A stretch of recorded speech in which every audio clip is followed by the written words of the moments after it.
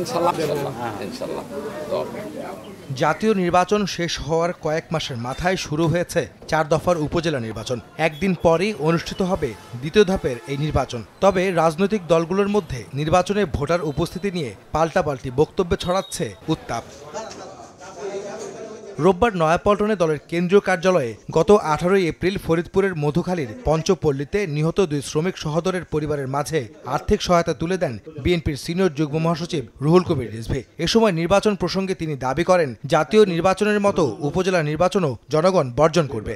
প্রথম ফেজের যে নির্বাচন, সেই নির্বাচন আমাদের আহ্বান যেমন জনগণ সাড়া দিয়েছে এবং ভোট বর্জন যেমন সফল হয়েছে, দ্বিতীয় ধাপেরটাও তাই হবে।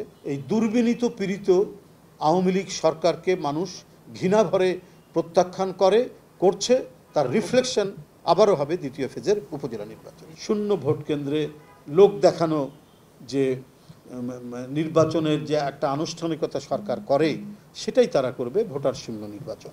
এদিকে এ ধরনের বক্তব্যকে বিএনপির মানসিক সমস্যা বলে মন্তব্য করেছেন আওয়ামী লীগের সাধারণ সম্পাদক ওবায়দুল কাদের। তার দাবি, নির্বাচনে ব্যর্থ হয়ে ভোট নিয়ে অসংলগ্ন বক্তব্য দিচ্ছেন বিএনপি নেতারা। রাজধানীর ইন্টারকন্টিনেন্টাল হোটেলে এক অনুষ্ঠান শেষে সাংবাদিকদের এ কথা বলেন ওবায়দুল কাদের। আসলে বিএনপি এর নেতারা মানসিক ট্রমায় ভুগছেন। যা খুশি তাই বলেন, ফিয়েস্টা, এসবের বাস্তবতা নেই। তারা বাস্তবতা থেকে অনেক দূরে অবস্থান করছে। আন্দোলনে ব্যর্থতা, নির্বাচনে বয়কট করা এবং নির্বাচন ঠেকাতে ব্যর্থ হয়ে তারা এখন প্রলাপ ভুগছে।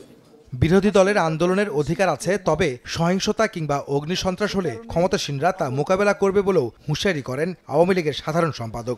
30 থেকে 40%। আহমেদ সালেহীন, সময় সংবাদ, ঢাকা।